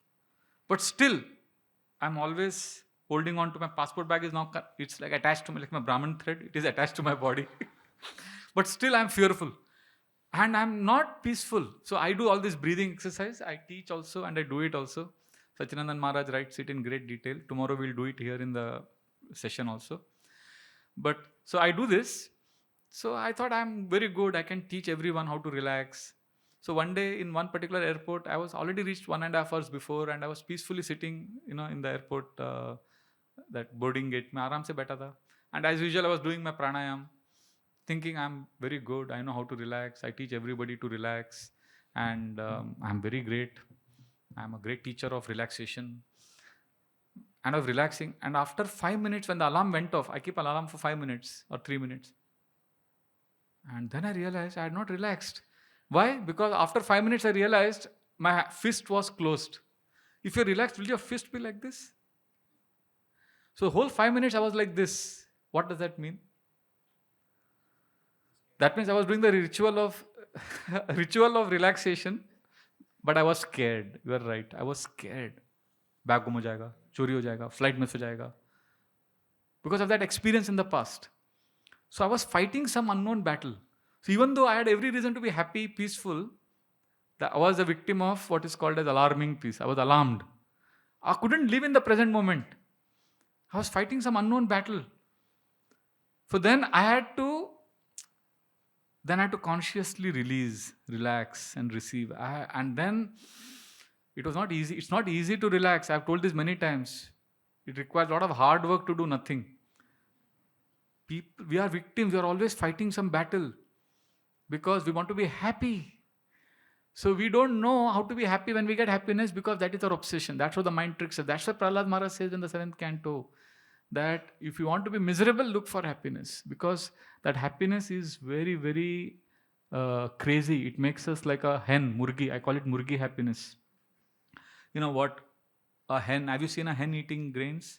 Always the hen is looking here and there. Abhi billi aayega. The cat will jump on me. That fear of the cat is how we live our life. Always fearful that my happiness will be taken away. So, see, we don't have a purpose. So if we don't have a purpose, then our purpose is what? To be happy. And for all practical purposes in this material world, happiness means not having misery. And in my desperate attempt not to be miserable, I drive out the moments of happiness that comes to my life because I feel if I'm not happy, then I'll not be miserable also. So we don't know how to celebrate life and we suffer. Like one grahastha, one very nice friend of mine told me that with his newborn baby, you would take the baby out for a evening mein jate the wo log. So he says, I look at my baby, I feel so happy, so much love in my heart, but suddenly I get this fear. What if an accident happens? What if this thing falls? What if a car drives over my child? Constant fear bhi hota hai. I'm happy, but as soon as I'm happy, I get fear. I get alarmed. What if something dreadful happens? So this is called as rehearsing tragedy. We rehearse the tragedy in the mind because we want to punch out suffering from our life. Suffering aana nahi chahiye mere life mein. So what happens? To kick out suffering, I will reject peace also. I will reject happiness also. Because if I don't feel joy, then I won't feel misery also. So there are so many people who are miserable, although they have everything. I don't know if you have seen people, you are thinking, "Arey, iske life mein to sab kuch hai, fir bhi dukhi hai." Have you met people like that? Like recently, I saw my very dear friend, he shared some newspaper reports of Shah Rukh Khan. So many young men who would love to be in his shoes. Now Shah Rukh Khan says, I'm a very lonely person. I don't get sleep at night. So much wealth he has. He charges what? 5 crores for dancing in some. If you are very wealthy, and you want to call Shah Rukh Khan for dancing in your son's wedding, daughter's wedding, for 15 minutes he will dance and go and he will charge 5 crores only. So how many weddings he must have gone? How much money he must have earned? And he is miserable. रात को नींद नहीं आता है. So I'm not against him. I'm actually appreciating that he's honest. दुनिया के सामने बोलने के लिए भी guts लगता है. Actually, he's being vulnerable, so I salute him for that. But I'm just saying there's a lesson to be learned here. That there is no happiness. So you can't be happy because you're always fighting. You're seeking happiness. So you'll be lonely. You need a purpose beyond all of this. So devotees, therefore, are afraid of being happy. Devotees don't know how to be happy. Srila Prabhupada gave us 2 instructions. Chant Hare Krishna and also. So if you want to be happy, you need a purpose beyond happiness.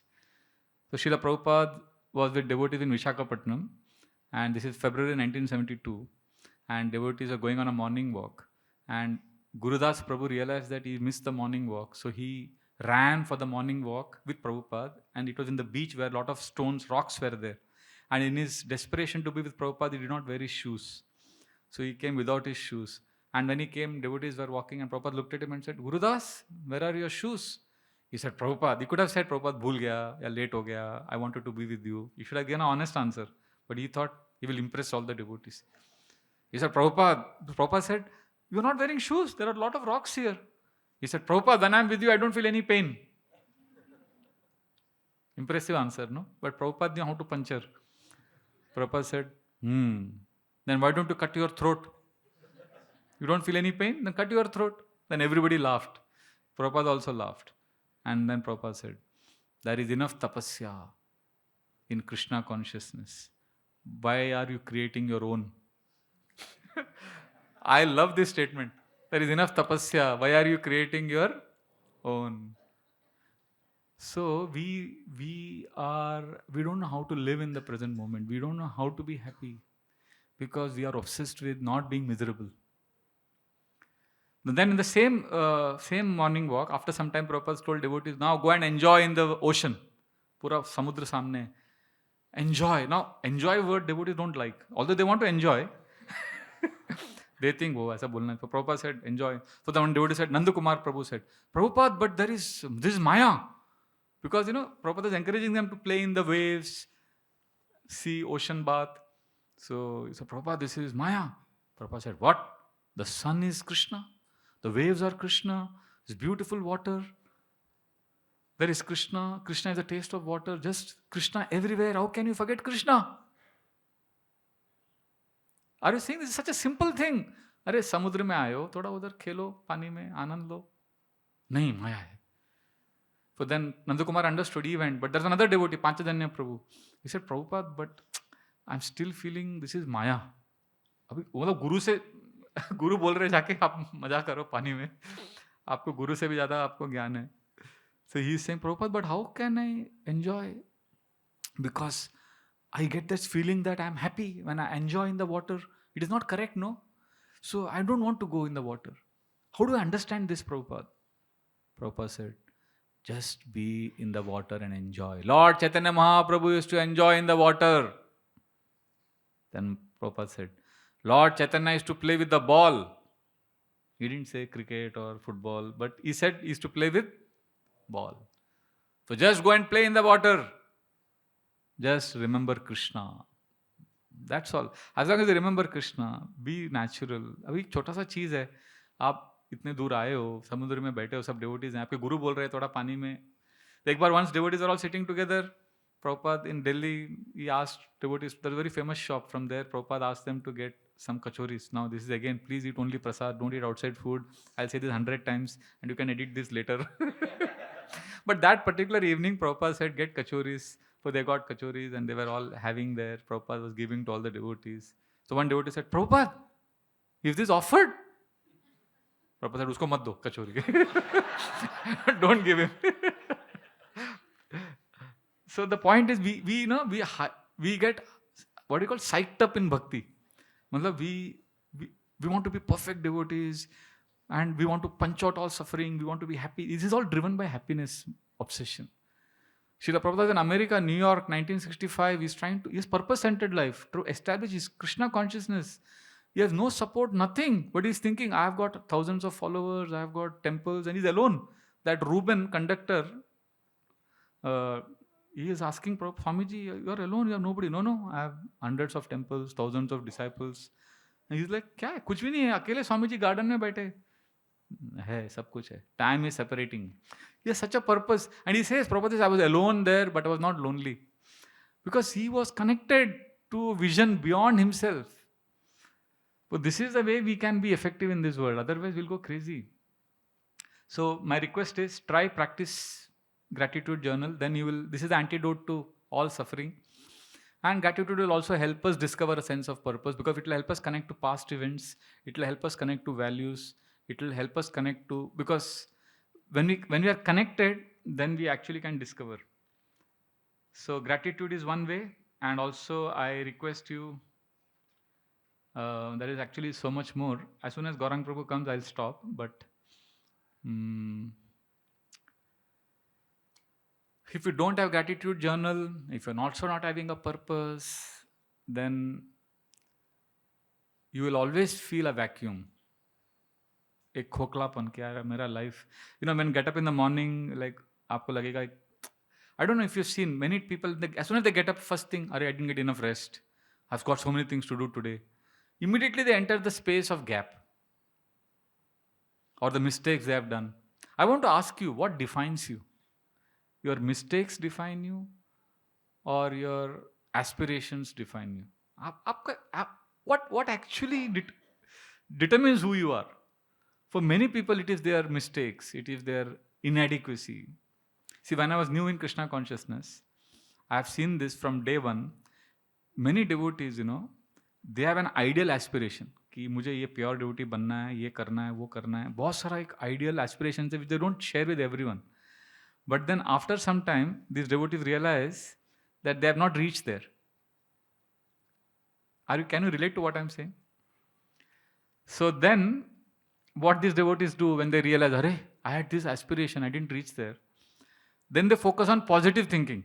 Oh, I have to be positive, I will reach there.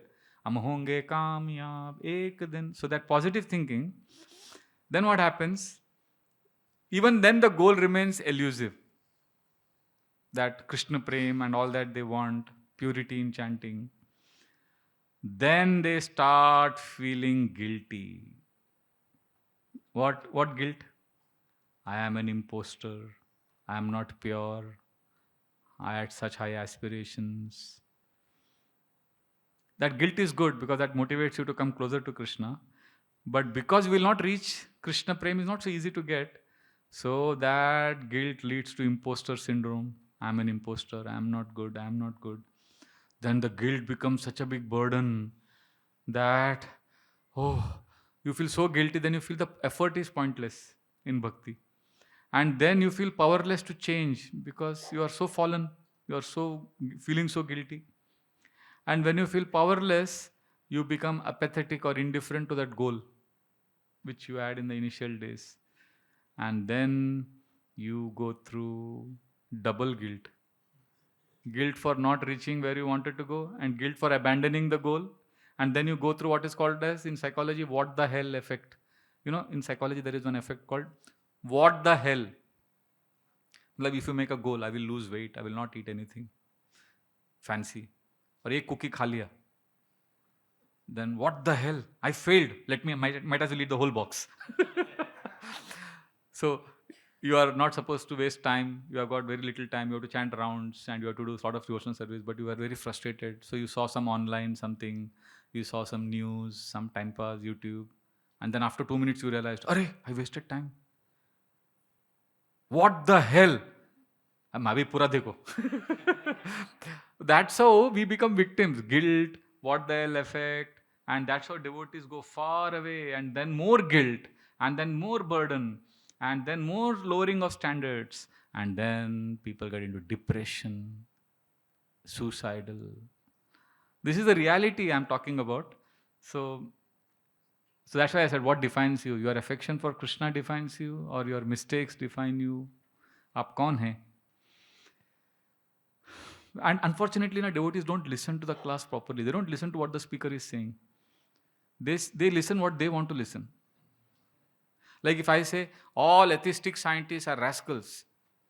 And if you are a MSc physics, PhD physics, you will think, Arey, I said all atheistic scientists are rascals. You will think, Arey, Prabhuji ne bola all scientists are rascals.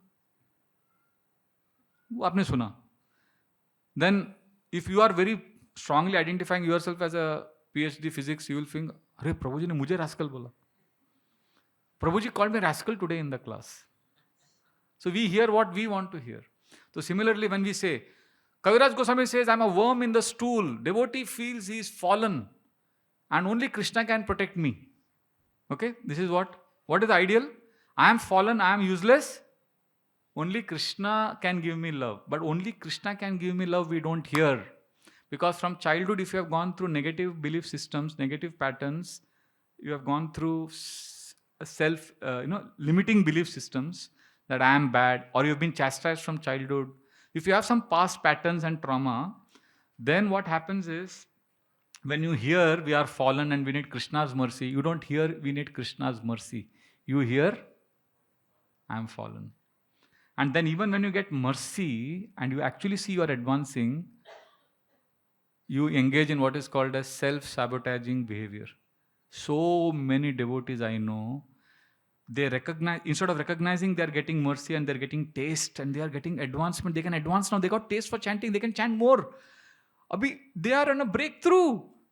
But self-sabotaging behavior. No, I don't deserve. I'm fallen. I'm not good. I don't deserve mercy.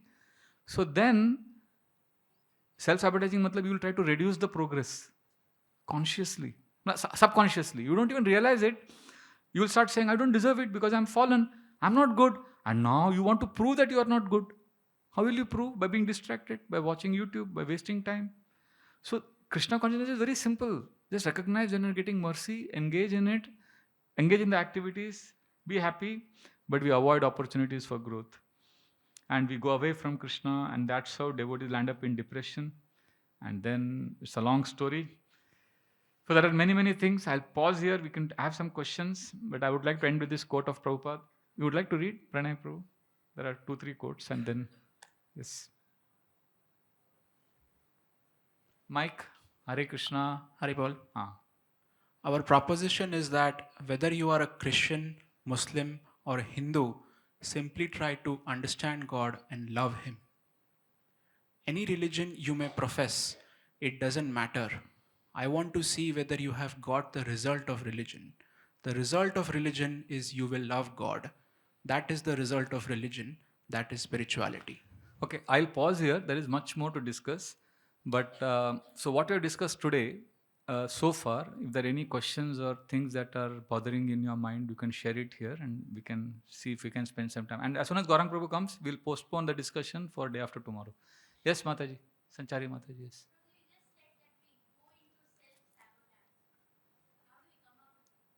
Ah.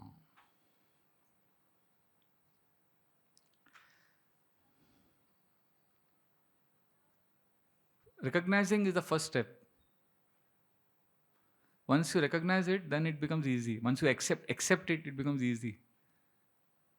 So what we can do, you have to have a sportsman's attitude. हमारा क्या ना sportsman का attitude नहीं है when it comes to bhakti. How many of you played some kind of sports in life? Oh, okay. Thank you. So you will be able to relate to this. So when you're losing a point, when you lose a point, do you sit and lament, अरे मैं point हार गया, badminton खेल रहे हैं, table tennis खेल रहे हैं, अरे मैं point हार गया, ऐसे बैठ के रोते रहते हैं, क्या करते हैं आप? Next point you focus, right? So when we engage in self-sabotaging behavior, Priya Chaitanya Prabhu, when Gaurang Prabhu comes, can you tell me 2 minutes before he is coming or something so that I can accordingly finish? Otherwise, as soon as he comes, na, if I'm in the middle of a point, it will be... हाँ 5 minutes, 2 minutes पहले बोल देना, for that I'll wind up and we'll wait for him. Otherwise, it looks awkward, na? He's coming and I don't want to just abruptly. Okay, so where was I, Mataji? What was I saying? Yeah, so sports में कैसा होता है? When you lose a point, you don't sit and lament. ठीक है, अभी हो गया. Next point I will win. So when you engage in self-sabotaging behavior, it's a quicksand. हम लोग ना दलदल में फंस जाते हैं. We go more and more, thinking that अरे what the hell, आगे हो गया ना, चलो और नीचे नहीं. It's okay. Next point, I will win. This doesn't. That's why I said, what defines you? Your failure defines you, or your affection for Krishna defines you. So recognition and awareness is the solution for all these problems. That's why I started an online community, ABC community. Awareness is the first thing there. Awareness, balance, and connect. Awareness is the solution to most of the awareness, and then of course acceptance, accepting that. So we have to, I feel that is the solution. Many of us, when we come to Krishna consciousness, we are at this level, Annamaya Kosh, So we need to rise to Vijnanamaya Kosh. Vijnanamaya Kosha means asking deeper questions. What is the goal of my life? What is the purpose? So if you have a purpose, there's a reset button. So I also slip from my standard. I also feel lonely sometimes. So I just have this. I just come back. So self-sabotaging behavior nahi hota hai. Nahi to if you don't have a purpose in your hand, then you go away like a cloud that is thrown away by the winds. A plane, 90% of the time it's not on its track, it's blown away here and there, but it keeps coming back. So situations, mind, internally and externally will be thrown away. But self-sabotaging behavior can be stopped if you have awareness, recognition, and you have a roadmap. See, vision and mission, both important. A vision is abstract, inspirational, 50 years long ka plan. But mission is something 2-3 years ka plan. It is practical, realizable, action oriented. So you need both vision and mission. दोनों चाहिए और दोनों के साथ आप आगे धीरे धीरे बढ़ सकते हैं. So many of us I know are at growth threshold. Many devotees I know. Growth threshold means basically fear of the next level. एक अभी next level में जा सकते हैं आप, but एक insecurity भी है. मतलब you are mature, your spiritual journey is maturing, and a part of you wants to grow. A part of you wants to experience this more chanting joy of bhakti, but another part of you fears the cost involved, more responsibility, comfort chala jayega, higher responsibility. So the subconscious response is what? Self-sabotage. I don't deserve this yaar, chalo. So that's how we slow down the things. Many devotees' progress has slowed down because of self-sabotage behavior. Because part of them wants to progress, but another part of them doesn't want to give up their past conditioning. तो वैसा है. So that's why if you want, I can share with you my sadhana card, but I have to be there to see that you don't see everything. So also we need self-compassion. You need to connect with yourself. इसमें क्या problem ना, people start thinking अरे हमको अपने आप से प्यार करने को बोल रहे हैं, प्रभुपाद ने कहाँ बोला, इसलिए बैलेंस बहुत ज़रूरी है. I also speak this words, you can repeat after me and then maybe you can read the translation if it is there. Please repeat after me. नूनं प्रमत्त कुरुते विकर्मा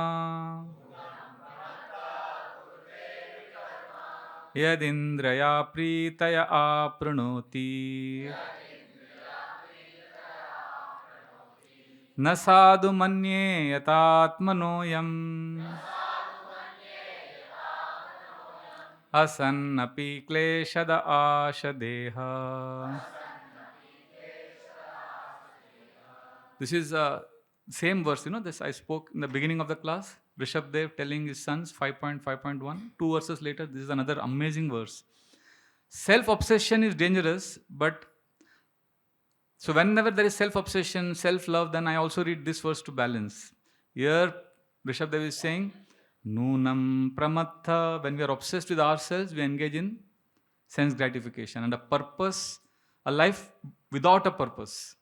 And we focus on yadindraya pritaya aprunoti. We focus only on satisfying our senses. Then what happens? Na sadhu manye yatatmanoyam. We don't realize what is the real interest of the soul. And then asannapi kleshada ashadeha. We get more and more suffering. We become like a goat. Bakri. Prabhupada would give this example many times. Anybody knows what is the example Prabhupada gave of a goat? Yes, what about the slaughterhouse? What happens to the slaughterhouse goat? गोट को क्या करता है वो कसाई? Grass देता है पहले, and the goat is busy eating the grass. And the goat doesn't realize that the goat is going to be cut. उसके आगे वाले सब कट रहे हैं, but the goat doesn't realize. So therefore, we are in Maya because we don't realize we are dying. None of us, we never think of our death. We think I'm going to live forever. And Prabhupada said this is Maya. Maya means to see temporary as permanent, to see suffering as enjoyment, and what is good as bad, and what is bad as good. ये हमारा problem है. So we need to be serious in spiritual life. I would like to end with this. This is a very famous bhajan of Bhaktivinoda Thakur. You can repeat after me. दिन जाए मीछा काजे निशा निद्रा बोशे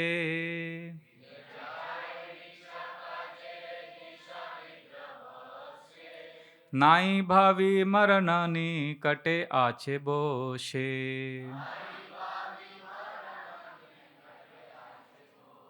Bhaktivinoda Thakur says, पूरा दिन बीत रहा है, दिन जाए मीठा खाजे. We are just enjoying in the daytime, and night time nisha nidra boshe. We are just sleeping, having sex, wasting time, and not realizing that nai bhavi marana nikate ache boshe.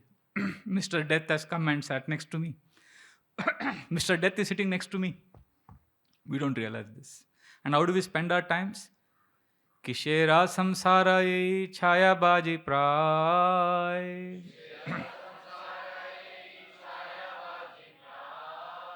याते ममता कोरी ब्रता दीन जाय. Bhaktivinoda Thakur के समय 1880s में there was no movie theaters. So they used to have, in the village, they used to put one big cloth and they used to have lantern light, and lantern light के shadow से they used to make some images with hands and other things. And those things would be projected on the screen, on that cloth. Chaya Baji, that was called as Chaya Baji. So Bhaktivinoda Thakur is saying this world, this life is Kishera samsara chaya baji pra. This is all illusion. We are considering temporary things as permanent. And what are we doing? Iyate mamata kuri. ये temporary चीजों के प्रति ममता डाल दिया, affection डाल दिया. And that's how brita din जाए. हमारा पूरा दिन waste हो रहा है. पूरा life इसमें waste हो रहा है. So therefore, let us connect to Krishna. So this is the last slide. So I'm also feeling satisfied. Pura complete kar diya. This is the verse from the Gita, 18.65, one of my favorite verses. Krishna is assuring us, let us have a connection with Krishna. Manmana bhava madbhakto madhyaji mam namaskuru mame vaishashi satyam te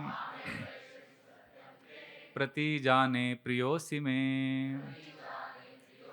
If we focus on Krishna and connect with Krishna, then look at the last two lines, which are actually the most important. Krishna says, Mame Vaishashi Satyam Te, मैं सत्य बोल रहा हूँ आपको, प्रति जाने प्रियोसी में, you will become very, very dear to me. You will become very dear to Krishna. You are actually already, Krishna's love is unconditional. Krishna already loves you, there is no problem. We have to chant to tell Krishna that I want to love you. Chanting is not to realize Krishna. Krishna already loves us. That is given. We need to connect with Krishna and offer our hearts to him. So I don't know, Mataji, if I answered your question, but I wanted to complete my slides. But yeah, the answer to yours is, 2 minutes mein aa rahe. Answer is, we need to have purpose-driven life and have a sportsman spirit. कभी भी depression में नहीं जाने का. अभी देखो विराट कोहली इतना match में फ्लॉप हुआ है, फिर भी आ जाता है वो, ऐसा शेर जैसा, मेरे को जीतना है. तो ऐसा स्मूथ रखने का. सब खून माफ हो जाता है उसका. एक पाकिस्तान का एक सी ग्रेड टीम को उसके बाद अच्छा खेल लेता है, हीरो बन जाता है. So see what I am saying is you should have a spirit of a sportsman. Your failure doesn't define you. That is the point I'm trying to make. Many devotees, we allow our failures to see. There is a saying in Buddhist tradition, the first arrow when it hits you, it doesn't kill you, it doesn't hurt you. उसके पीछे जो दूसरा arrow आता है ना, वो ज़्यादा pain करता है. For the first negative thought is not depressing. First negative thought, I am bad, or something bad happens to you. उसके बाद जो thought आता है ना, वो ज़्यादा pierce करता है. If somebody stabs in the stomach, pains.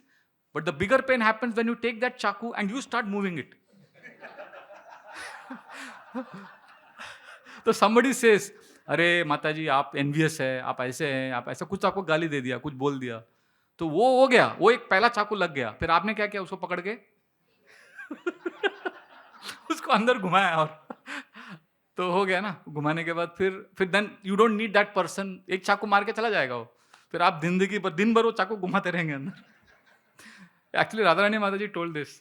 Our daughters are growing up. She had 3 small daughters. So one daughter pinched the other daughter. So this daughter come running to the mother, and she's saying, "Mummy, देखो मेरे को pinch किया." And what this daughter did, she pinched her arms more, made it more red, and then she told her mother, "देखो ये pinch किया." That's what we do. Thank you very much. His Grace Gaurang Prabhu ki jai. Srila Prabhupada ki jai.